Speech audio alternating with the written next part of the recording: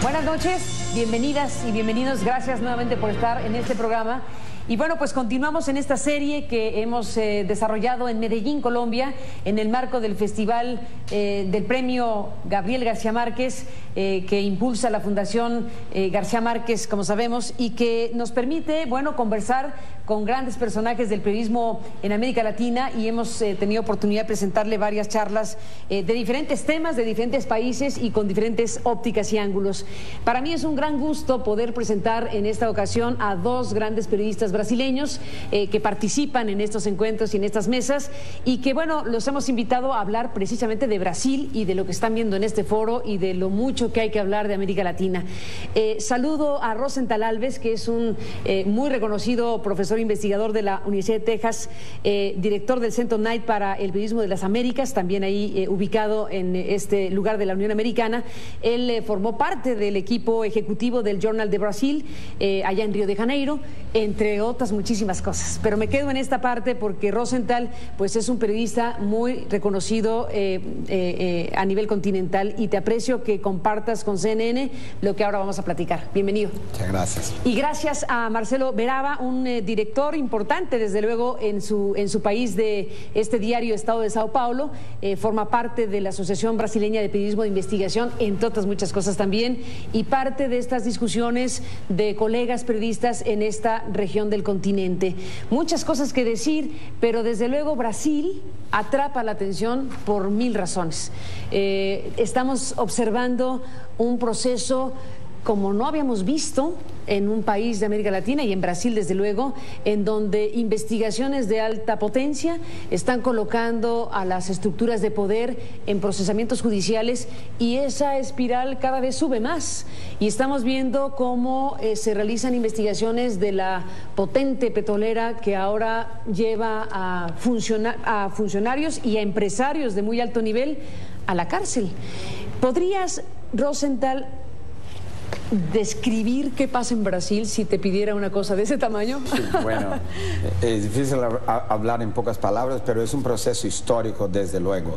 O sea, nunca en la historia de Brasil, y quizás de cualquier país de América Latina, una investigación judicial y policíaca llegó a estamentos del poder y a corrupción institucionalizada tan profundamente como esta ahora. Hay algunos factores que permitieron que eso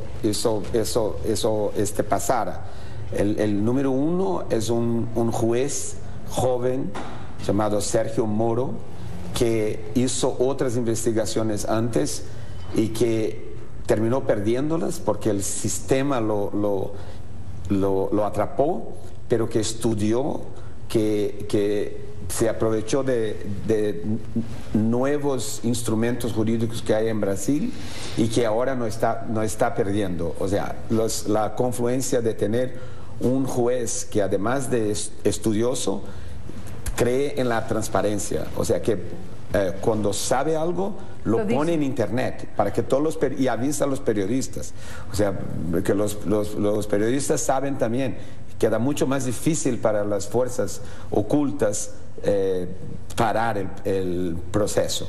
La otra cosa, una policía federal que es creada en una meritocracia, o sea, con concursos públicos, gente muy bien preparada, que son delegados que están investigando eso, junto con el tercer factor, que también es muy importante, que es un ministerio público independiente, un cuarto sector del poder. O sea, tienes el legislativo, el judiciario, el parlamentar y el ministerio público, totalmente independiente.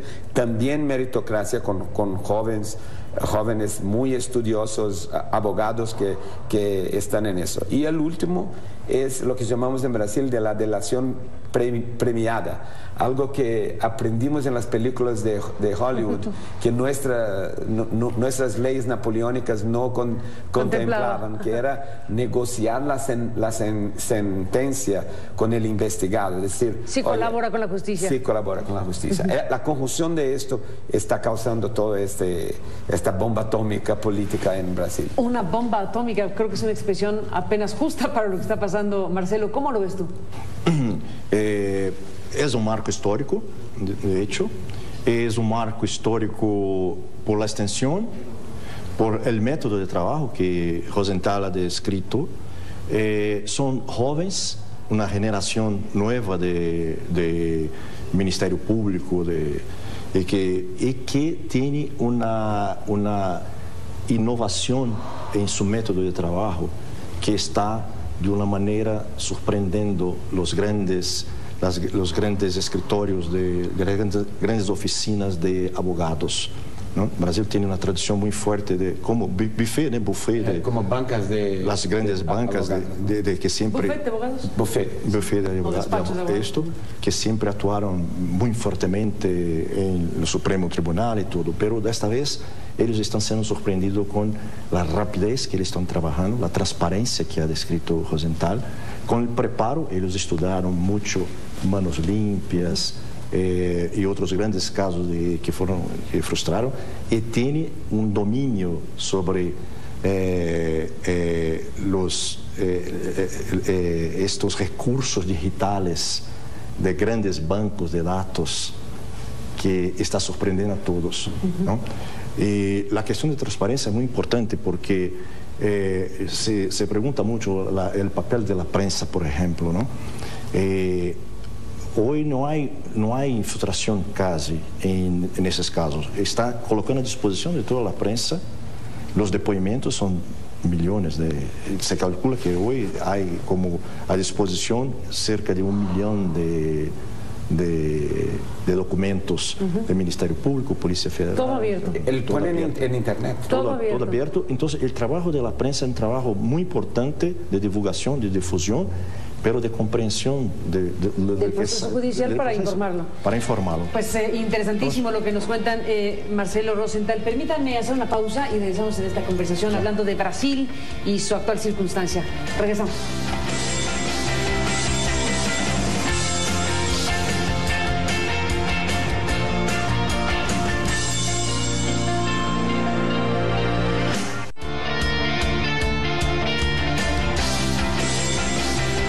Regresamos, Marcelo Rosenthal, en esta conversación con ustedes sobre Brasil. Bueno, con mucho interés los escucho hablar de este proceso que está viviendo su país, en donde una investigación judicial está llegando a esos niveles.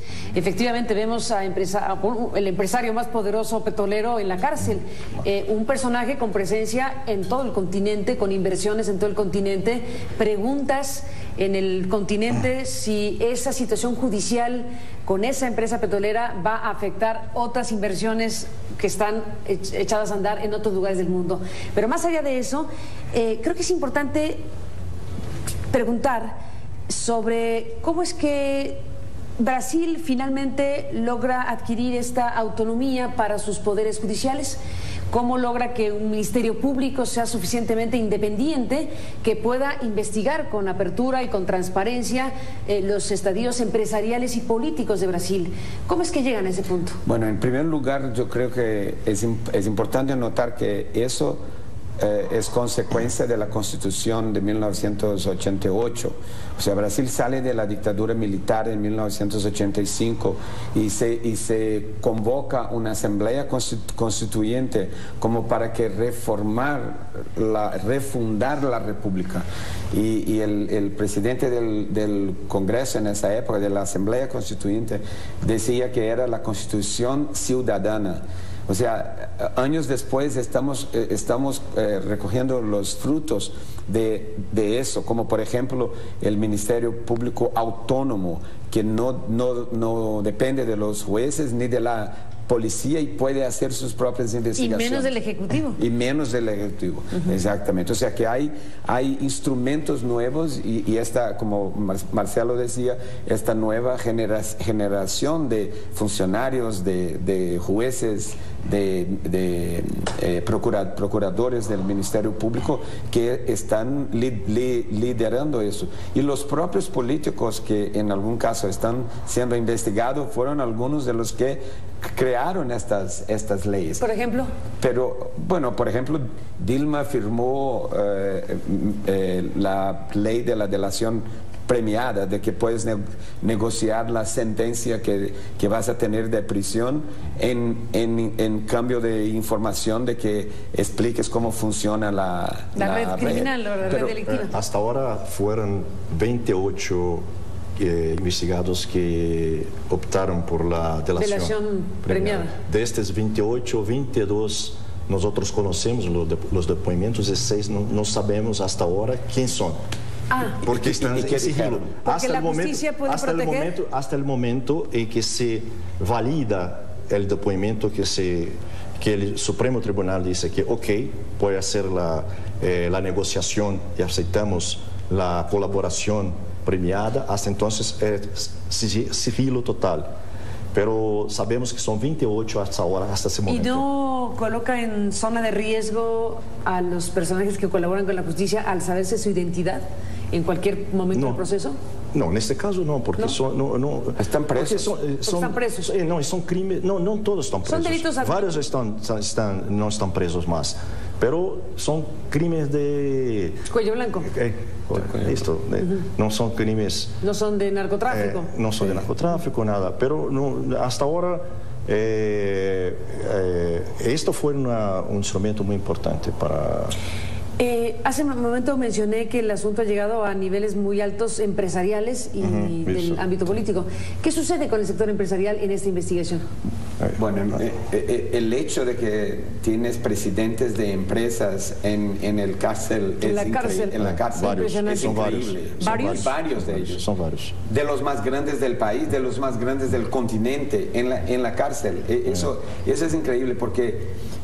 El importante es notar también que eso no es un crimen, una corrupción que se inventó hace poco. Eso es lo que se hacía en Brasil desde siempre. Esa es nuestra herencia ibérica de la corrupción que siempre hubo. Pero hay una diferencia que es, ellos estaban más preparados, los empresarios, ahora, porque habían tenido la experiencia de Mensalão, de otros, estaban más preparados, pero no sabían que el Ministerio Público también estaría más preparado. Entonces, ellos, la red que fue descubierta es sofisticada, es compleja, no es una red común, normal, ¿no? Estaban muchos, ellos no imaginaban que se llegaría hasta ahí. Son 16 grandes empresas de infraestructura que están involucradas. ¿Cuál era la dinámica delictiva? ¿Cuál era el funcionamiento que ahora está bajo un proceso judicial? Ellos formaron un cartel. Un cartel. Y este cartel ¿De 16 empresas? De 16 empresas, 8, 7, 9 en cada caso trabajaban. Son 8 o 9 refinarias, grandes casos em África e tudo mais. E eles dividiam e criavam sempre um sobrecusto, não? Sobrecusto para isto, e dividiam entre os partidos políticos y para ellos mismos, ¿no? El enriquecimiento personal fue muy grande. Tanto de los funcionarios como del partido. Pero estamos hablando de miles de millones de dólares en contrato. O sea, no estamos hablando de algunos millones de dólares. O sea, estamos hablando de contratos de 900 millones de dólares que ellos decían, pone un por ciento más. 1 a 3. 2% más y nos pasa las proporciones de eso hasta ahora se calcula, Sérgio Moro, el juez, calcula hasta ahora más o menos como 2.5 mil millones de dólares.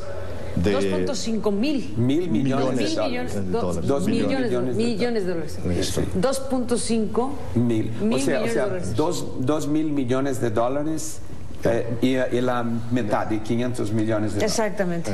Pero eso realmente era un esquema tradicional. Ellos tenían la certeza de la impunidad. Y Marcelo menciona el Mensalão. Es muy importante el Mensalão. El Mensalão fue el escándalo anterior que llevó por primera vez en la historia un banquero y un empresario a prisión en Brasilia, a la Papuda. que no había visto antes. Entonces, comentaba el colega Hélio Gaspari conmigo, o sea, el efecto Papuda, el efecto de la penitenciaria, donde dos ricos empresarios estaban, fue enorme en ese proceso. Porque cuando un empresario, cuando un procurador hablaba con un empresario en Brasil sobre corrupción, decía, tú puedes ir para la prisión por 10 años. El empresario se reía. Claro que no. Pero ahora ellos decían, usted puede ir para la prisión por 15 años. Y él empezaba a reír y decía, acuérdense de la Papuda, claro. Acuérdense de los dos que están en la cárcel. Y hay empresarios, pero hay también los políticos, ¿no? Sí. El hombre fuerte del primer gobierno de Lula, los primeros años, que es José Dirceu, que fue presidente de... Ex-guerrillero. Brazo derecho de Lula, ¿no? Fue preso en Mensalão y ahora está preso en Petrolão. Como parte de esta maquinaria, en donde... ¿En qué punto de este cártel funcionando así se destinaba dinero a los partidos políticos? ¿A través de las estructuras gubernamentales o directamente a los partidos políticos? Directamente para los partidos y para los políticos. Hay un punto que es importante. Las elecciones en Brasil quedaron muy caras. Muy caras. Muy caras. La última elección en Brasil, 2014, fue como 6.2 mil millones de reales, o que sea más o menos eso, 2.5 mil millones de dólares. La elección, toda la elección, o sea... Carísima. Carísima, ¿no? Entonces, hay necesidad de dinero para esta red de partidos, de políticos, y esa es una de las causas. Déjenme hacer una pausa, Rosenthal, Marcelo, volvemos en un instante más.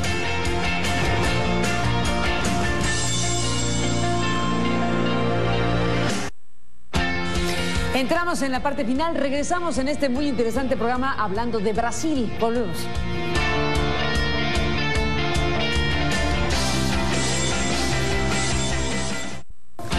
Bueno, se nos acaba el tiempo, Marcelo, Rosenthal. A los dos, gracias por explicar de esta manera lo que está sucediendo en su país, que es fascinante en términos de proceso judicial, político y social. Y desde luego para países como México y la región entera, viendo lo que un país como el de ustedes está haciendo. Nos despedimos. En esta parte final tenemos algunos minutos. Me gustaría retomar, Rosenthal, lo que hace un momento escuchaba sobre cómo es que la ruta del dinero, este cártel operando con contratos multimillonarios y colusiones múltiples del poder empresarial, el poder político, partidos, para repartirse de los bienes nacionales un pedazo multimillonario. ¿Cómo es que se conecta la cuestión política en términos electorales y en términos de distribución de poder político a partir de esta maquinaria? Sí, de muchos años. Los dineros iban de las maneras tradicionales en maletines de dinero, en efectivo o depositados en cuentas en Suiza, del tipo de la corrupción latinoamericana normal. Pero también hubo muchos dineros que fueron depositados a nombre de los partidos legalmente por los empresarios que tenían que pagar, que cobraban el sobreprecio de Petrobras.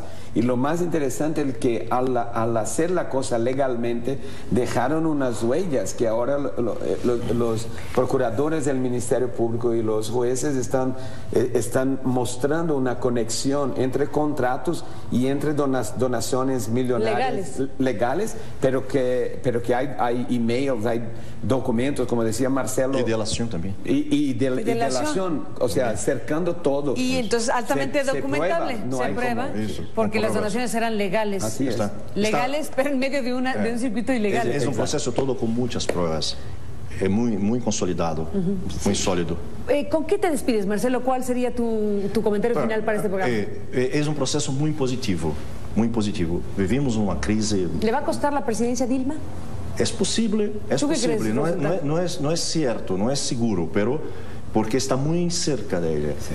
Con la cuestión del financiamiento de campaña de 2014. De la campaña de ella, de la reelección. Sí, ¿Ella recibió financiamiento de esa estructura? Sí, ¿Esa es la presunción? Esto, dice que sí, pero no hay pruebas hasta ahora. Entonces es una presunción. Esa presunción, pero está muy cerca, ¿no? Yo creo que el tren del impeachment salió de la estación.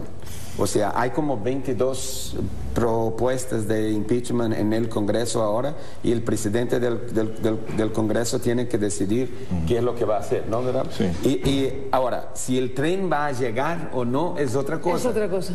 Pero el tren del impeachment ya salió. Ya salió. ¿Y Lula da Silva? Bueno, las investigaciones están muy cerca de él también. Pues ciertamente es un caso impresionante el que está en curso en Brasil y desde luego les agradezco mucho que hayan contado y explicado lo que han contado para este programa. Gracias Marcelo Beraba por estar aquí. Gracias por acompañar este programa y Rosenthal, gracias a los dos. Bueno, yo no sé si sea un exceso de mi parte, pero ¿con qué frase se despiden después de todo esto? ¿Qué esperas para Brasil, Marcelo? Bueno, yo creo que es un momento de crisis, es un momento de frustración muy fuerte en Brasil, por crisis económica, política, pero es un momento también muy rico por esto, porque es un proceso que empezó con la Constitución de 1888, pero sigue con mucha fuerza.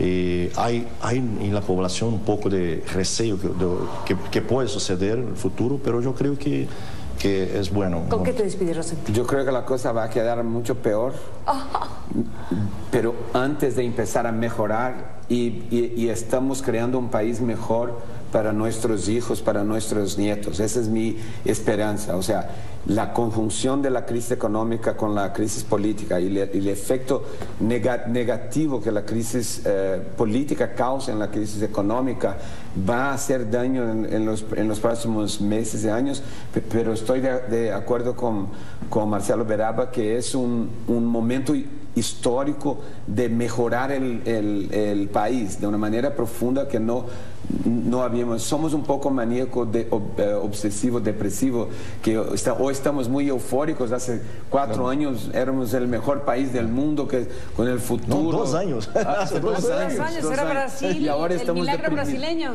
Y ahora estamos en depresión y de repente viene la Pero no euforia será otra parte vez. A ver, me detengo. ¿No será parte de ese milagro brasileño? ¿Esto? ¿De otra manera? Quizás no, o sea, quizás estamos en territorio, como dirían los portugueses que nos descubrieron, nuestro territorio, estamos por mares nunca antes navegados, estamos en un territorio absolutamente nuevo en términos de retar el sistema político corrupto que tenemos desde siempre. No sabemos hasta ahora cómo fueron 7-1 de Alemania, por ejemplo. Estamos hasta ahora sin saber qué se sucedió. Bueno, gracias Marcelo, gracias Rosenthal, a los dos un gusto conversar con dos grandes periodistas brasileños que han permitido escuchar esta realidad brasileña en estos momentos. Hasta la próxima y gracias a usted que nos permite acompañarle. Buenas noches y hasta mañana.